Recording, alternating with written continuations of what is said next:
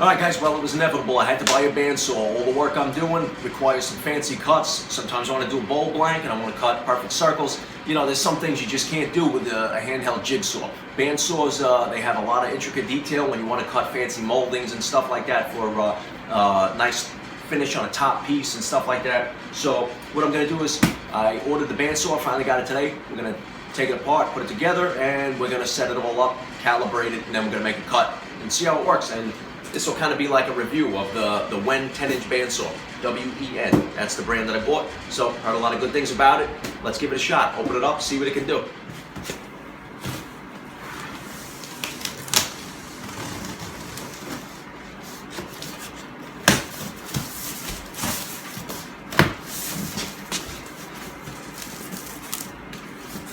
Alright, got the table here with some grease on it. That's so it doesn't rust. I'm sure we're going to need these instructions to get this thing right. Let's pull it out of the box, set it up on the workbench, and make it a little bit easier. Okay, so we got a miter gauge, bag of miscellaneous nuts and bolts. Obviously, we're going to need to screw some things down, probably the table. We got our table, rip fence. This is probably the rail for the rip fence. Get some of the stuff out of the way. Okay, so I just pulled it out of the box. The first thing I got to say is this thing is heavy. Weighs about 75 pounds, just by itself, the saw alone. Very heavy. Not a bad looking saw either. Like the color scheme, black, orange. We have our safety lock right here, the switch. Really cool, light. But let's just start by opening up the cavities and taking a look. There's access to the wheels for the motor. And the belt. And everything right there. The belt has no tension on the belt whatsoever, right? So obviously we're going to have to read the book and learn how to tension this. This particular saw has 2 speeds. It spins 1520 or 2620. So it spins at 1520 RPMs, or you can switch it over to a faster speed, which is 2620 RPMs.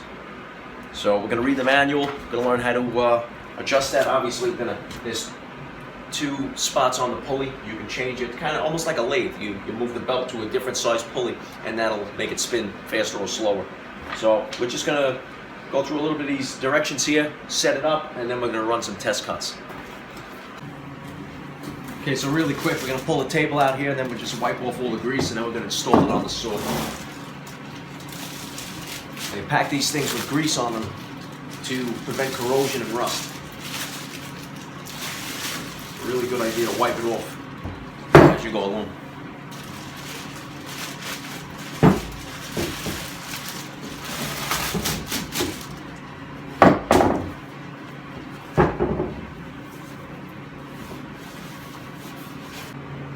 Okay, so I'm just going to slide the table on there and secure it with the bolts that they supplied. And this is going to go on this way here.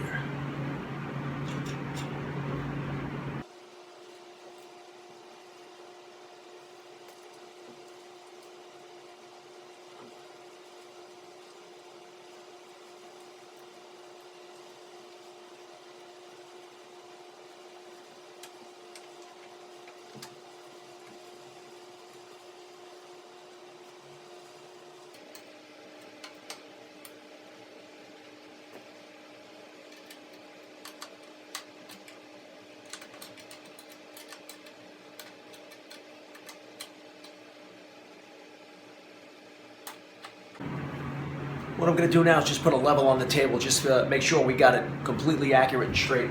And we'll square it up to the blade later. That's dead on. Bubbles right in the middle. It's exactly where we want it. Now we can move on. Okay, now we're getting to the fence system. And this is the guide rail. And you can see it has tape measure on it. That just gets mounted right to the front of the table here with these wing nuts. So we're going to go ahead and attach that now. Line it up. They have pre-drilled and threaded holes already, so it should be pretty easy to install.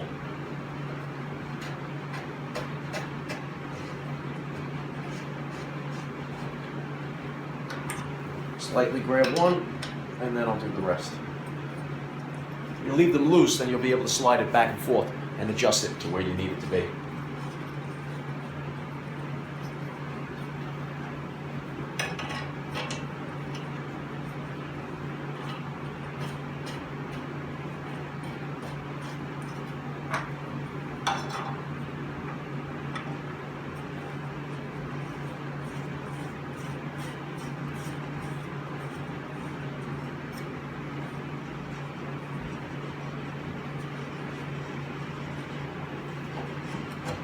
Okay, now you can see I left it loose because now when I put the fence on and we zero out the fence with the blade, I want to make sure I'm lined up with the tape measure that's on the rail.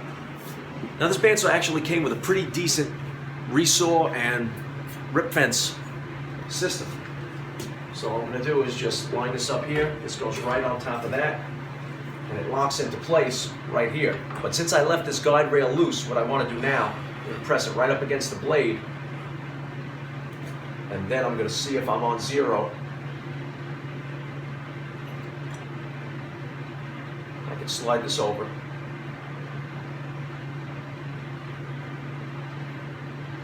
Now I have the sight glass lined up at zero. I'm going to lock these down in on the guide rail, and what that's going to do is keep me perfect measurement zeroed out to the saw blade. Now I know when I take a measurement, if I'm going to rip something 1 inch off the blade, I lock the saw down. Now I lock this rip fence down, and now I'm exactly where I need to be. Now real quick, I'm going to spin the wheels. Now obviously the bandsaw has not been plugged in yet. Power's off completely. You don't want to be messing anything with the blade when there's power attached. If this thing turns on, you're going to cut your finger right off. So I opened up the wheel covers. Now I'm just going to spin it, and I'm tracking the blade and making sure it's turning right in the center of these wheels. Now we're just checking the tension of the blade. If the blade is too loose, then it can go off track and it can snap. If it's too tight, it could also snap. So we don't want to run the risk of breaking the blade. So give it just a little more tension on the knob above here. That's the tension knob. I have the blade guide all the way up, and that's exactly where we want it. They said they don't want the tension to be more than about 1/8 to 1/10 of an inch when pressed with a finger. Okay, so now for the blade guard. We have the bearings on here. You can loosen these up, and that will take the tension off the bearings from touching the blade. You want to just keep them straight. Tighten them up. Don't go too tight. Tension on the blade hasn't changed. The bearings, if you go up and down with the blade guard, give you a better look there. Go up and down with the blade guard, they should just be about 1/8 of an inch off the blade. Okay, that's operating well.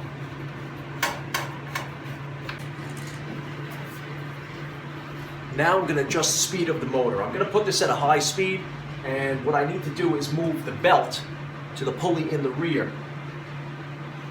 And to do that, I loosen the motor, shift the motor forward, take the pressure off of it, so that now I can hook up my belt to the correct pulley and get the tension that I need. Okay, so now we did all our fine adjustments, and I'm going to move this out of the way. I'm going to just close this up, lock that in place. Pretty much very easy-going, tool-free adjustment there. This is the adjustment for the blade guard. I'm going to lower that. You can lock that in place also, so it won't go anywhere. It did come with a miter gauge, came with the fence. This particular model also came with a stand, but we're not going to use that because we're going to build our own custom stand in a future video. Let's plug this thing in, attach a vacuum to the nice dust port that they gave us in the back here, which is a really nice feature. Hook that up to the shop vac, and let's make some sawdust. Okay, so here we have our work light. There's a switch right here. That's pretty cool, nice and bright. Shine on the work area. Pretty good to see your pencil lines and stuff like that. Let's turn this on.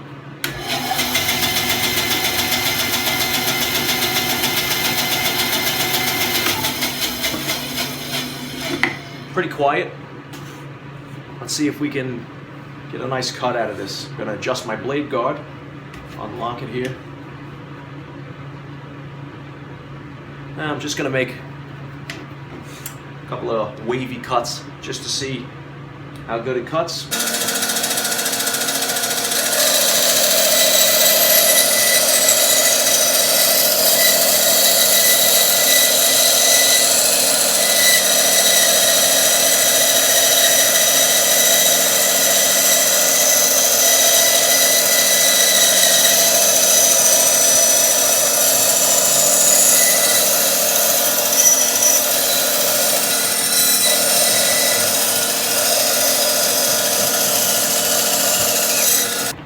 Well, we made some nice wavy cuts.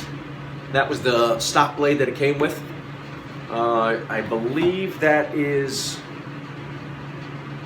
either a 1/2 inch or a 3/8 blade that it came with. And the machine didn't bog down at all. I was able to make a really nice, smooth cut. Pretty seamless. I'd say the machine works really good, and I think it's going to work well for all the projects that we're going to have in the future, and there's going to be a lot of them. So in one of the next upcoming videos, I have a project where I am using this. Also, we are going to build a custom table for it. The machine cuts very well. It's very well built. It's pretty quiet, and very happy with it. So this is the Wen 10-inch bandsaw. Very heavy duty. Didn't move on me at all when I was making the cuts. The saw didn't bog down. Nice work light. It's got a port in the back for dust collection. I'd say money well spent. Okay guys, so that's it for this week's video. I guess I'll see you next time.